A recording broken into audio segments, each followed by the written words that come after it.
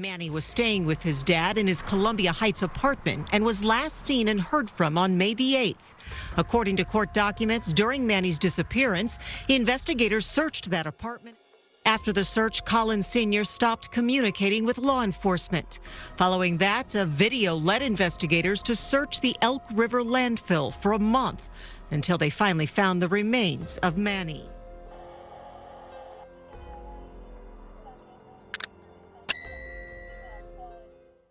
Since the last sad update I gave on Jordan Collins Jr., better known as Manny, the case has had some major big changes. After the teen's body was discovered in the landfill on June 28, 2025, it tragically confirmed what so many had already feared in the Columbia Heights area of Minnesota. Manny's mother Ashley knew in her heart when communication stopped on May 8th that something had to be terribly wrong. However, no one wanted to believe that Jordan Collins Sr., with whom Manny was staying with at the time of his disappearance, could really hurt his junior. Outside the apartment when Jordan lived, loved ones and the community came together to honor the life of a teen who was sadly gone too soon. Emotions were raw, the grief very hard to ignore, as few dozens of people came here to uplift Manny's mother, Ashley Berry, the same people who waited and prayed with her for the past 2 months as they looked for him, the same people that showed up to this Columbia Heights neighborhood to promise to find justice. Red and blue balloons sway in the wind. Say his name. Say his name. A tribute to a life lost too soon. A grieving mother finding strength in the arms of her community. A million thank yous to everybody. I wish I could send thank you cards to everybody. Going forward, there was still so much frustration that Jordan seemed to care less about his son being found unalive because he was allegedly ducking and dodging law officials. While the authority was being tight-lipped about their person of interest, it seemed like they were never going to make an arrest in the case. However, at the time, the public was not aware of all the evidence investigators were stacking up against Jordan. A timeline of information authorities did not initially put out would show police first spoke with Manny's girlfriend, who last spoke with him during a video call in the early morning hours of May 8th until she fell asleep around 2:30 a.m. She told police Manny didn't seem upset and he never talked about or had any plans to visit her. The complaint adds she accessed all of his social media accounts and there hadn't been any activity on them since their video call. 3 days later, police searched Jordan Collins Sr.'s home and found items with stains appearing to be bodily fluid and garbage cans that were in the living room closet. In addition, police say they also found $1,300 in cash in the apartment, plus multiple butcher and hunting-style knives in the bedroom closet, as well as a mattress had pieces missing from it on the bedroom floor. Under the bed, the documents say there were missing pieces of carpet and carpet padding. By May 17th is when the police learned the bodily fluid stains found on the items during the search just 2 days beforehand matched Manny's DNA. This in turn resulted in more testing inside of the apartment, where more bodily fluid was found on the wall of a bedroom, and that DNA also was determined to be Manny's. Furthermore, the official report states Manny's phone was shut off just after 5:30 a.m. until just after 6 a.m. on May 9th, before being turned off again and turned on for a few minutes at 2:25 p.m. on May 11th. The phone location was determined to ping at Jordan's apartment, and his phone was also determined to be at the same spot during that time frame.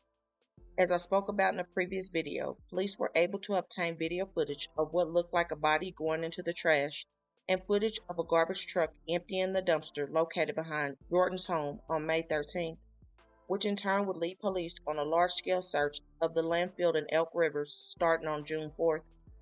Detectives spoke with Jordan again on June 20th, and he told police he last saw his son on May 10th and that he had been wearing a black windbreaker-style jacket and had his phone with him. He added he tried calling his son a couple of times after he didn't hear from him. Police records showed Jordan called his son once on May 13th, the day after police contacted him about his missing son. That call lasted a little more than 20 seconds, and it appeared that Jordan wanted to try and cover his tracks by making a fake call. The criminal complaint says when Manny's remains were found, he was wearing a black windbreaker-style jacket that his dad said he had on. As the walls began to close in on Jordan, he appeared to be planning an escape. On Monday, July 7th, Jordan was spotted at a bank, and on that same day, detectives had words with him about their findings. Jordan told authorities he cut the mattress covering the missing carpet section because he was cleaning up his own bodily fluid. However, none of his bodily fluid was found inside the apartment. He also told police the knives found in his apartment were indeed his and that he was using them to butcher goats and sheep. Jordan was arrested the same day on suspicion of second-degree unaliving in connection with Manny's demise, and on July 9th, he was officially charged with taking his son's life. Since he was already behind bars, he also had his first court date that Wednesday, where his bail was set at $3 million without conditions and $2 million with them. Well, this case really just keeps getting worse, from Manny Collins' disappearance to his father's alleged involvement to homicide and decapitation. Jordan Collins Sr. is a 38-year-old father accused of the heinous murder of his own 16-year-old son, Manny. On Monday, July 7th, Collins Sr. was seen withdrawing money from a bank.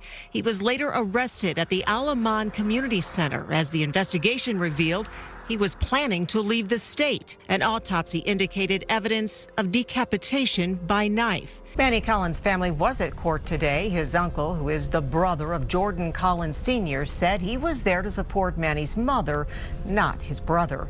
He was still in shock at the accusations, as it was just a few weeks ago he told me his brother wouldn't and couldn't hurt Manny. We are still waiting for an actual cause of death as well as a motive in this case. Jordan Collins Sr. will appear in court again on August the 4th. After Manny's father was finally being held accountable, his brother, Manny's uncle Michael, took to social media saying, "We would spend hours in the gym. I'm teaching Manny the basics of boxing and all the things I was eager to learn at his age when it came to fitness and being healthy. I will never stop honoring you or the legacy you built. You were my inspiration in life since the day I met you. I wanted to be a father and give your cousins a pass to the game too. I am sorry for the betrayal. We will not let you go out like that. We know he couldn't face you like a man. We know he was envious of you. I will never forget your handsome face or demeanor. Love you, boy." This tragedy has touched the lives of so many far beyond Minnesota, and what Manny's father is accused of is terribly horrible and disturbing. I can only imagine what Manny was experiencing inside the walls of his father's apartment, and it should have never happened. Manny's grandmother said of Jordan, "I want him to suffer every day of his natural-born life that he has in him. I hope he never is released from prison, never. Deep down inside, I'm a forgiving person.